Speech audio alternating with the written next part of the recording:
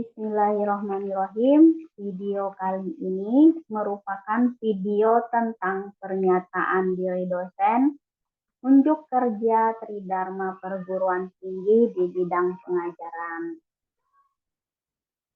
Perkenalkan, nama saya Rasmiati Rashid, Skom MCS, salah satu dosen pengajar di Universitas 19 November Kolaka, Program Studi Sistem Informasi.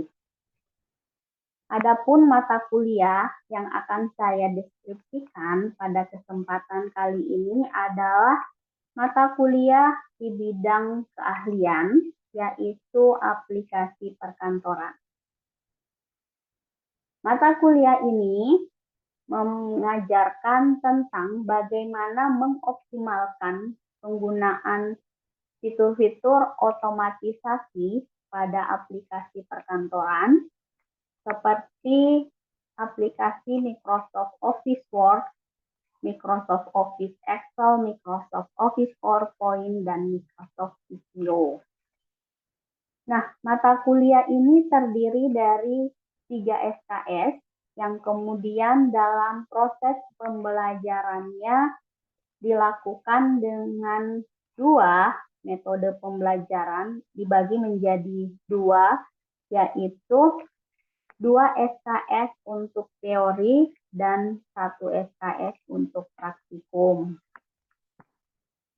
Adapun capaian pembelajaran program studi yang ingin dicapai ketika setelah mengikuti mata kuliah aplikasi perkantoran ini ada 4 kategori, yaitu kompetensi sikap, di mana diharapkan mahasiswa mampu menunjukkan sikap bertanggung jawab atas pekerjaan di bidang sistem informasi secara mandiri.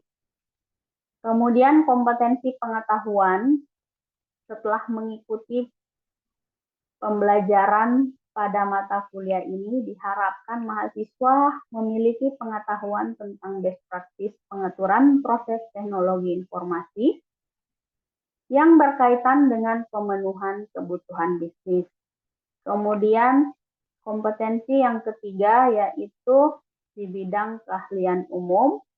Di sini saya mengambil di poin 9 capaian prodi, di mana mahasiswa diharapkan mampu mendokumentasikan, menyimpan, mengamankan, dan menemukan kembali data untuk menjamin kesahihan dan mencegah plagiarisme. Kemudian untuk keterampilan khusus, diharapkan mahasiswa memilih dan mengelola sumber daya untuk mewujudkan solusi teknologi informasi yang berkualitas.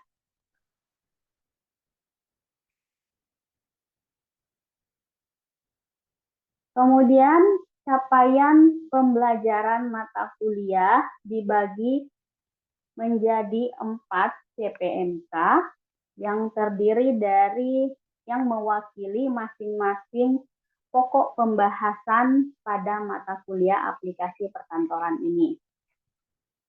CPMK yang pertama yaitu diharapkan setelah mengikuti mata kuliah ini nantinya, mahasiswa mampu menyusun struktur dokumen dengan menggunakan fitur otomatisasi pada Microsoft Office Word.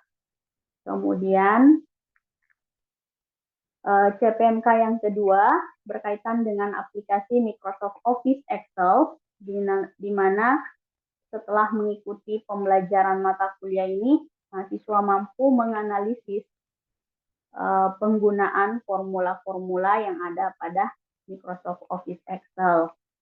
Kemudian CPMK yang ketiga, yaitu diharapkan mahasiswa mampu membuat presentasi yang menarik. Dan CPMK yang keempat yaitu diharapkan mahasiswa mampu menggunakan aplikasi Microsoft Visio. Untuk mencapai capaian pembelajaran mata kuliah ini,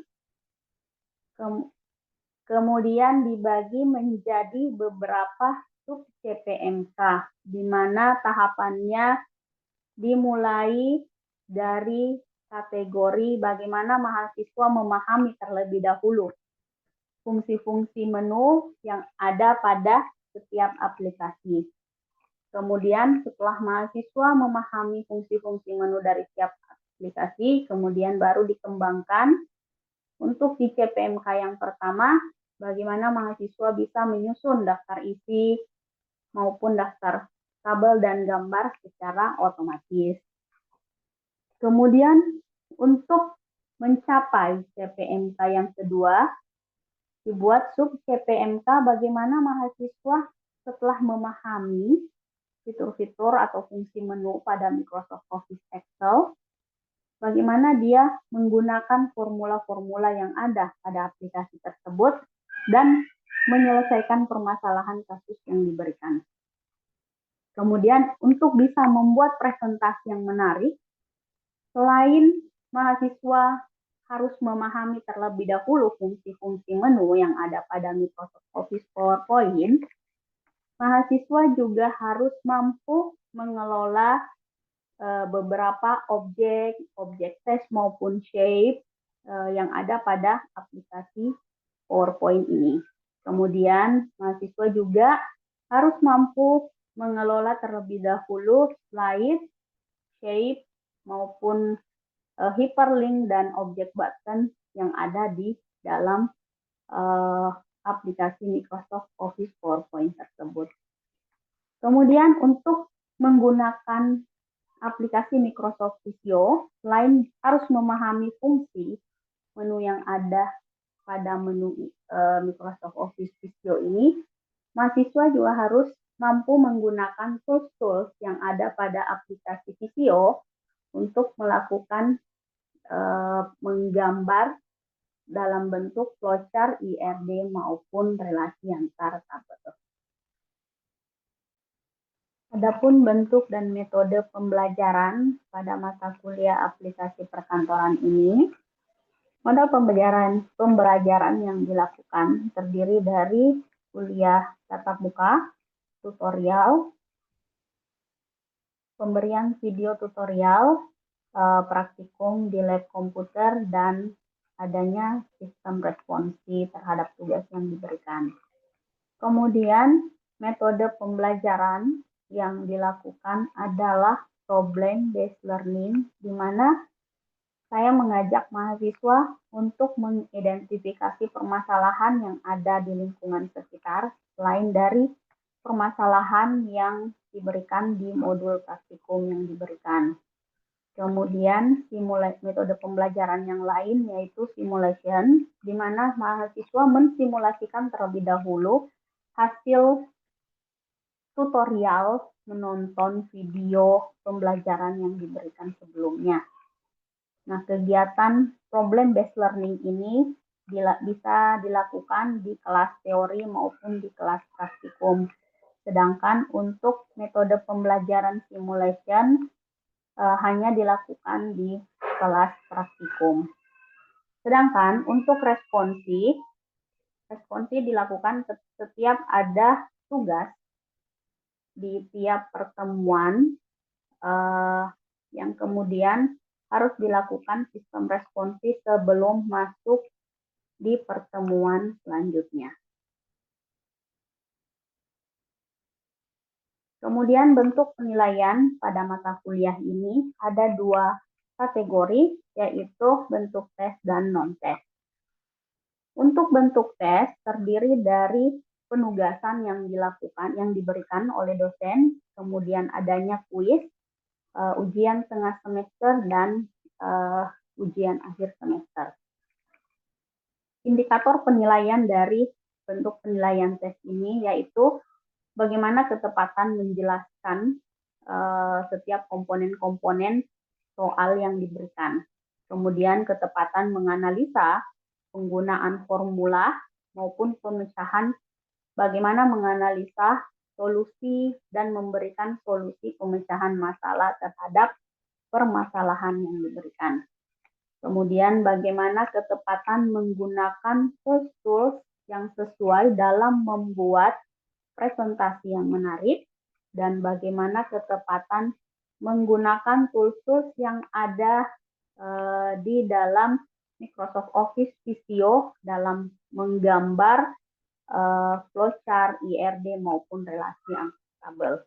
Nah, untuk non-tes sendiri, ada dua kategori indikator penilaian yang dilakukan, yaitu menilai keaktifan si mahasiswa setiap pertemuan kelas yang diadakan, baik itu teori maupun praktikum, bagaimana keaktifannya, entah itu dalam segi bertanya, kemudian memberikan tanggapan terhadap pertanyaan temannya, ataupun membantu temannya dalam menyelesaikan permasalahannya, ataupun juga keaktifan mahasiswa tersebut menganalisa maupun memberikan solusi permasalahan di dalam kelas pada umumnya.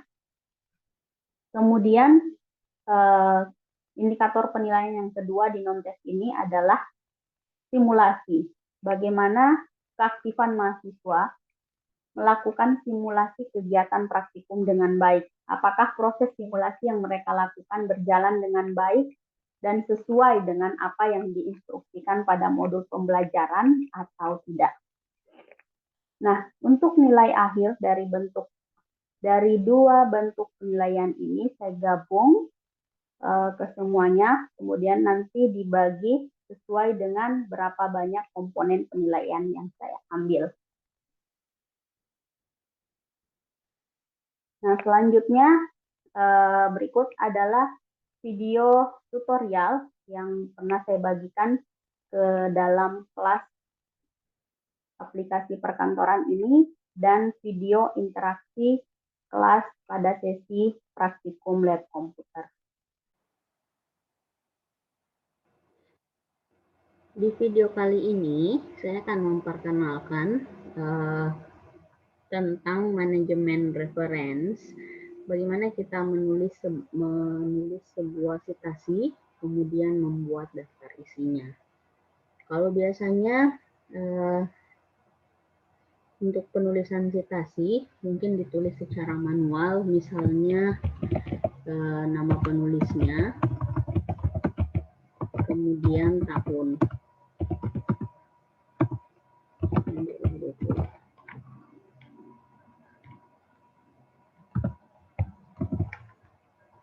Misalnya ada kalimat ilmu komputer, kemudian diambil dari bukunya Rasmiati di tahun 2020. Nah, sebenarnya Microsoft Office Word itu sendiri memiliki fasilitas untuk manajemen referensi seperti ini. Ketika kita menuliskan sumber dari citasi kita membuatnya di daftar pustaka. Kemudian daftar pustaka tersebut dalam penulisannya kan harus diurutkan abjad mulai dari A sampai Z. Nah, ketika kita sudah memiliki banyak citasi dan kemudian ingin membuat daftar pustakanya, terkadang ada citasi yang terlewatkan di daftar pustaka kalau kita membuatnya secara manual. Nah, di Microsoft Office Word sendiri itu punya fasilitas bawaan untuk memasukkan citasi di dalam tulisan kita atau lembar kerja kita. Kemudian nanti daftar pustakanya bisa terbentuk juga secara otomatis, sama seperti kita membuat daftar isi maupun daftar tabel. Nah, untuk menu bawaan citasi dan daftar pustaka yang ada di Microsoft Office Word, kita bisa pilih di tab reference, kemudian insert citation. Ini untuk citasinya. Nah, untuk di Microsoft Office Word itu, misalnya kita membuat citasi baru, kita harus menambahkan terlebih dahulu, menulis secara manual. Nah, dia tipenya apa? Apakah dia buku atau artikel jurnal? Misalnya buku, kita pilih buku. Nah, kita tuliskan penulisnya siapa.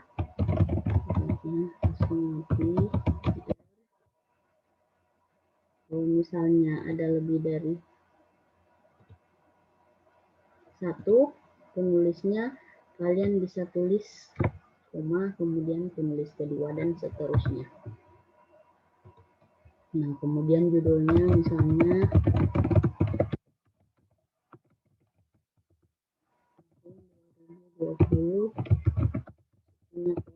publishernya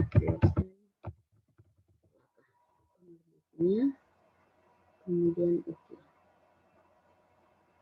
Nah, di sini muncul style, ini saya hapus dulu yang saya kasih nama sebelumnya. Di sini muncul hanya angka 1 saja. Kenapa? Karena style citasi kita itu adalah IEEE. Nah, kalau misalnya ingin membuat yang nama kemudian tahun, kita bisa pilih model Harvard. Nah, kenapa hanya R yang muncul? Karena tadi yang saya tuliskan di citasinya itu, ini, yaitu Rasmiati R. Jadi kalau untuk style Harvard, nama belakang diambil ke depan, kemudian nama depan disimpan di belakang. Jadi model penulisannya nanti R. Rasmiati. Nah, di sini ada beberapa daftar yang sudah saya bikin sebelumnya untuk pembuatan citasi maupun daftar pustaka. Ini kita bisa hapus maupun bisa ditambahkan. Terus misalnya tinggal pilih salah satu, kemudian pilih delete. Oke, ini sudah ada satu R 2020. Kemudian misalnya saya masih milih ini definisi.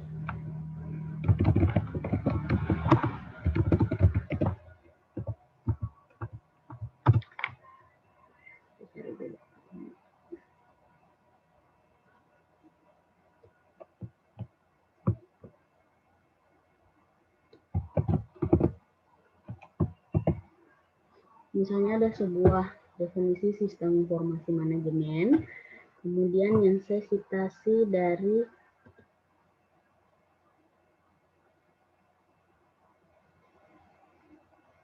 ini hasil citasi saya.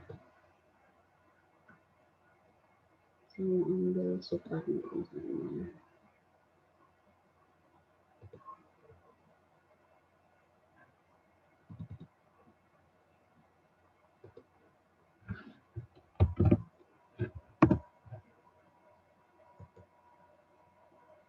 Jadi ketika saya sudah menambahkan tadi di bagian manage source, saya pindahkan ke sebelah sini. Saya tinggal klik, kemudian copy, nanti dia muncul current list-nya di sini. Nanti di bagian citasi sini muncul namanya. Di Soekarno, di sini kita bisa citasi langsung. Ini ada lagi yang lain, tapi sudah dituliskan. Kalau sudah dituliskan, kita bisa manage source, kemudian pilih.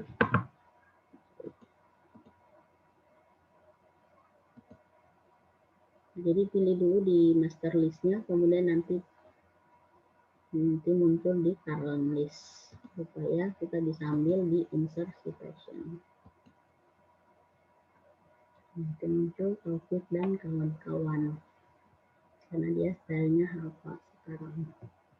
Nah, setelah kita buat citasinya, sekarang kita bisa bikin daftar pustakanya.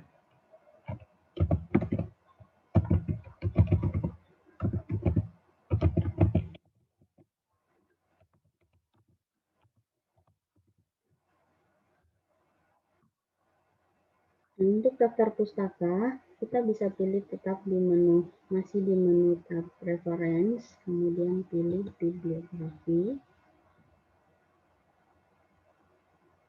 Nanti muncul model daftar pustakanya.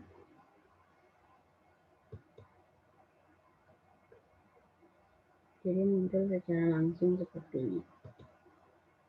RST sudah berurut. Nah, kalau misalnya kita menambahkan satu citasi lagi, Misalnya kita input yang huruf awalannya A. Amelia.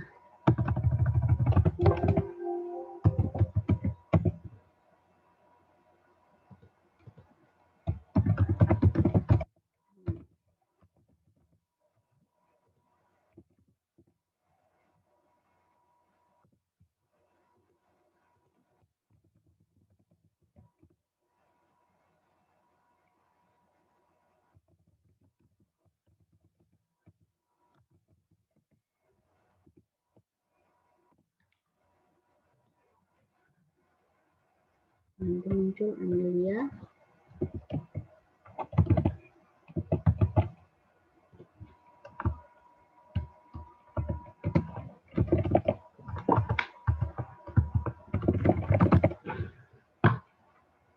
Nah, untuk daftar pustakanya, kita bisa update dengan mengklik daftar pustaka yang ada, kemudian update citation dan bibliografi.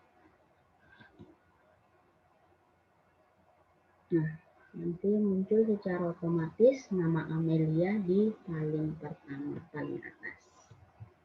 Hapus.